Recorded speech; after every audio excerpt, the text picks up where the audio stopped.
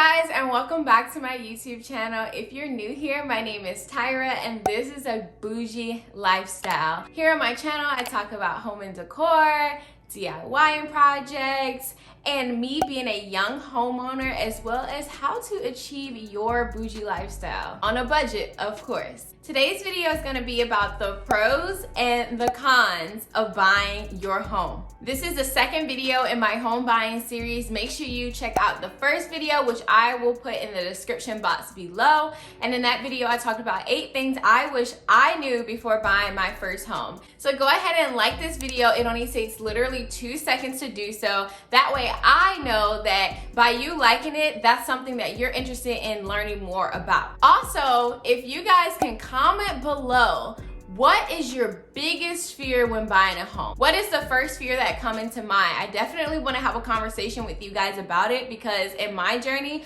before I really thought about buying a house and someone brought up that idea to me, I was like, absolutely not. What? Responsibilities? What's that? And so I definitely want to know what your biggest fear is, because if no one was there to help me kind of debunk those fears, I wouldn't be where I am today. So I definitely want to be a support system for you guys. So let's jump right into it. The first con that I have would be the upkeep of maintaining that home. So the struggle is real. I mean, being a young homeowner, especially for me, no matter if you're young, older, whatever it is, just responsibilities in life can be a lot. And especially now more than ever, it is COVID and life is hard.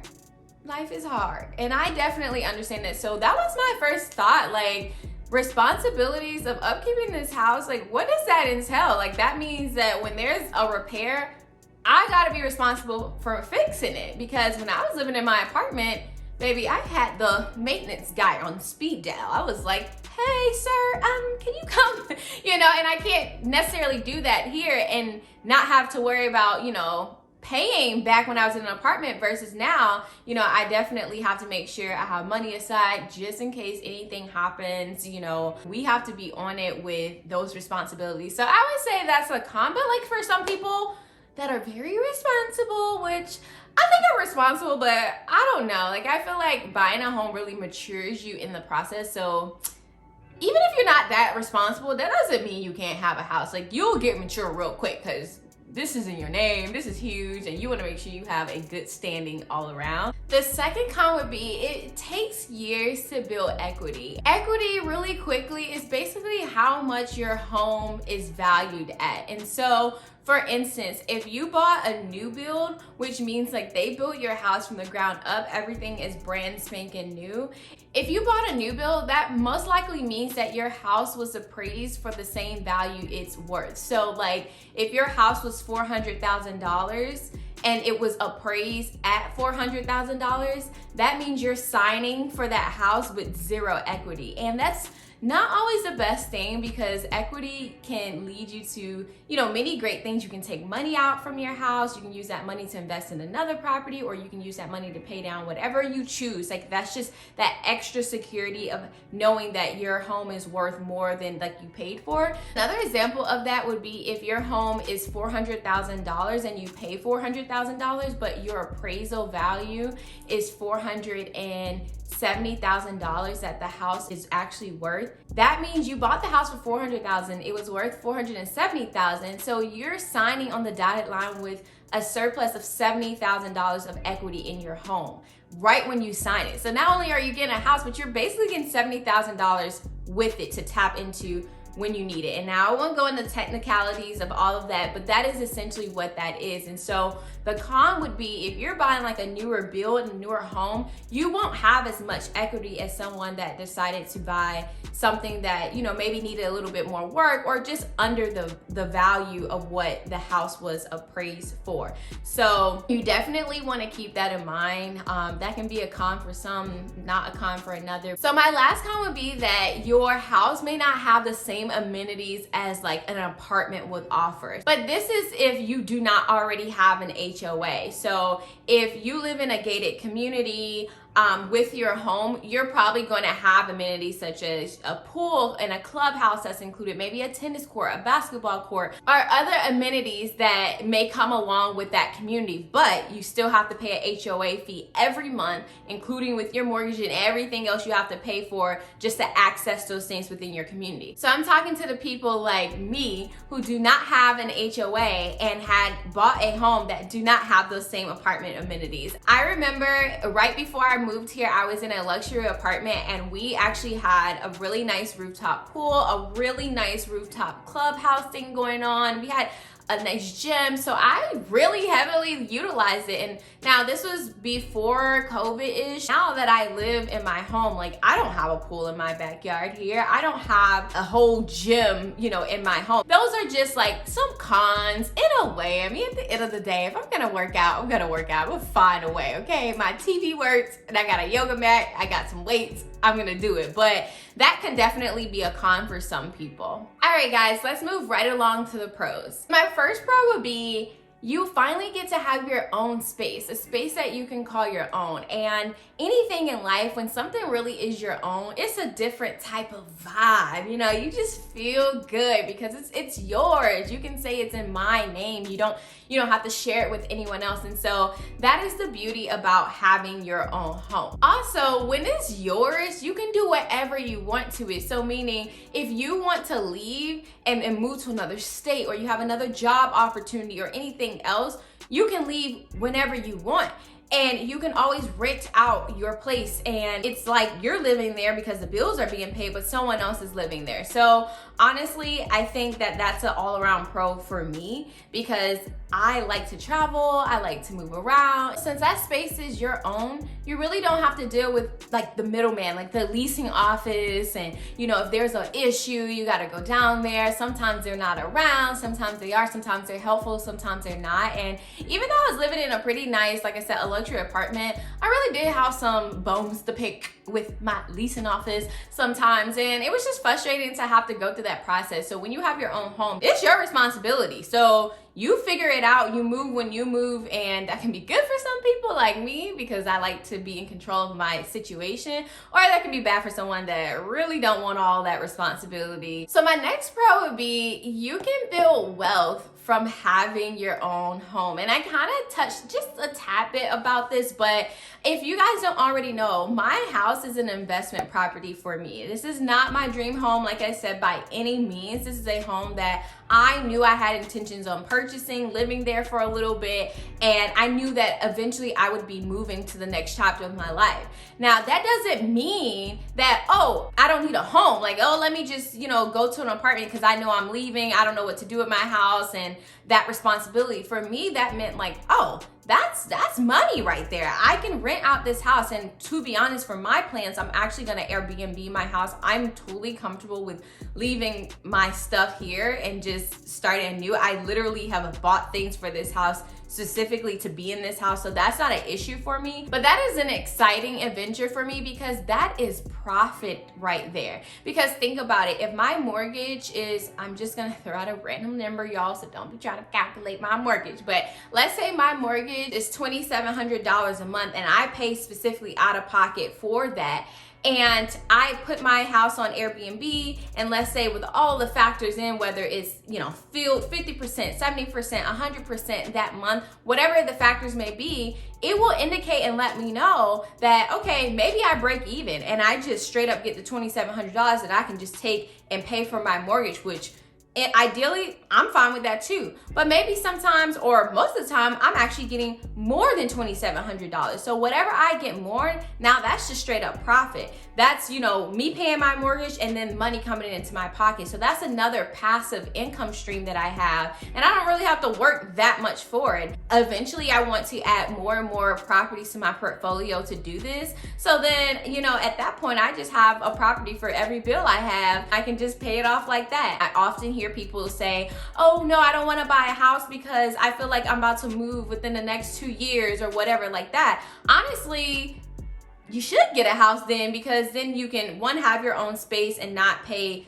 buku crazy amounts in an apartment and really get nothing out of it, and two, you're able to make money from this in the future to help you with your next venture in life. So my next pro would be, you do not have to have a roommate if you can afford it when having a house versus, you know, renting in an apartment. And that was a huge plus for me because, you know, at first when I graduated from college, and even during college, like, we're kind of accustomed to living with people, whether that's through your dorm or, you know, a setup at your university with housing and things like that. You're always pretty much living with people unless you are balling and you can, you know, go ahead and get your own apartment. But that was not the story for me. And after I graduated, I was able to, you know, get out of all the student housing and stuff and live in a nicer luxury apartment. However, I did have a roommate, and you know, it was cool, but as I'm growing and learning my space and learning who I am and what I like and going into adulthood, it became an issue, guys. And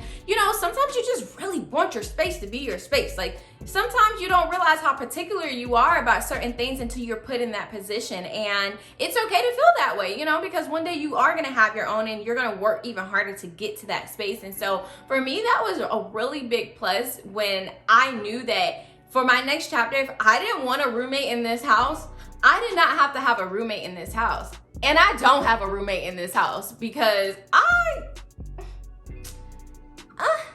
no.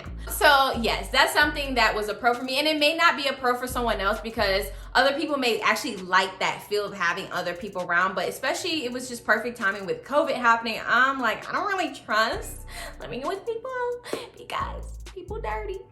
People are dirty, okay? And people just don't care. All right, my next tip is something that I kind of already alluded to, but having a home allows you to just decorate whatever, whenever, whoever, okay? That was a major plus for me. Obviously, as you guys know, a bougie lifestyle is all about, you know, home and decor, making your spaces feel, you know, connected to your personality and all of these things. And I just felt like when I was in my apartment space, I just really couldn't do that. And honestly, I'm gonna be real with you guys.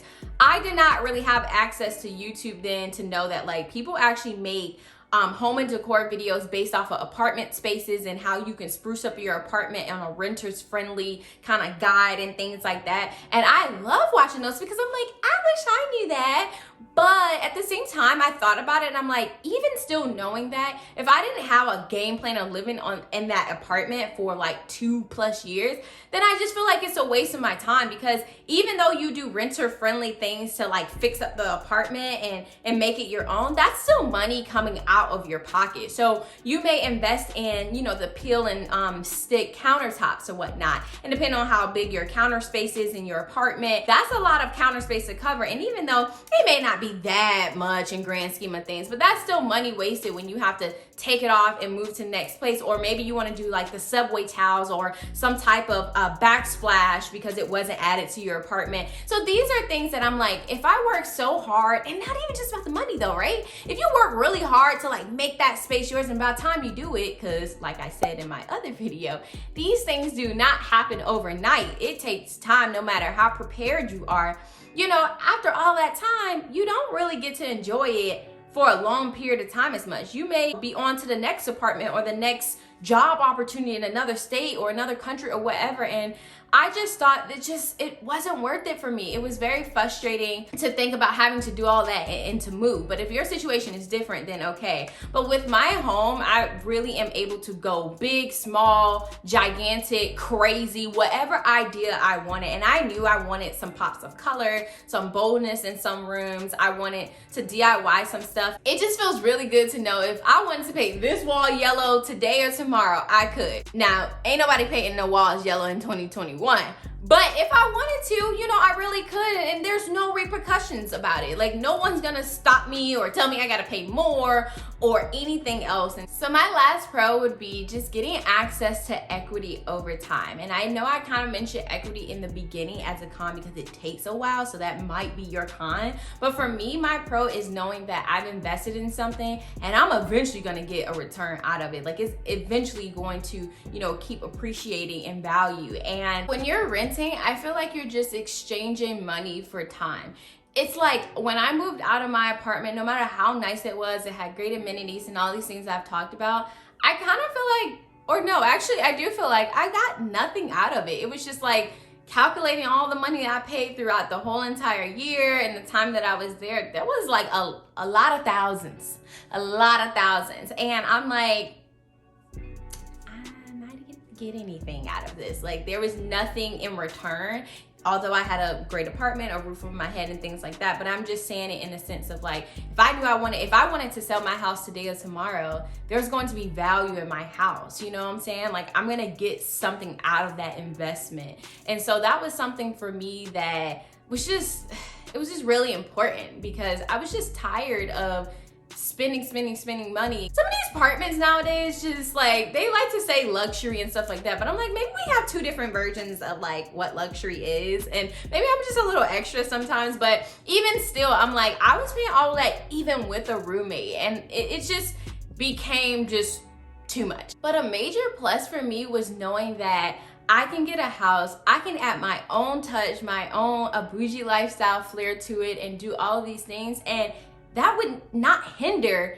you know, my value of my house. Actually, that would help the value of my house, because if I wanted to sell it or even market it on Airbnb, like I told you guys what I want to do, you know that when you go and look at an Airbnb, like, the nicer it is, you like, I want to go there. You know, that's something you want to be a part of, because you feel like, okay, it's a home away from home type situation, and it's aesthetically nice. And if you took a picture in a house, it ain't gonna look janky and weird in the back, like, where are you? And so that was something for me that like was very important, of knowing that I can add value to my house through my home and decor projects, through my DIYing. But when I was in an apartment, if I was to do that, baby, all that stuff gotta be packed up in the box, ready for you to move out. Basically, like, no one ever lived there, and they're going to paint over these things. They're going to fix all of these things. And so really, it kind of sucks. So knowing that all of these projects that I'm working on for every room and spaces in my house is not going in vain, and in fact, it's contributing to the equity of my home over time, that is a really huge plus for me. Like, sign me up, okay?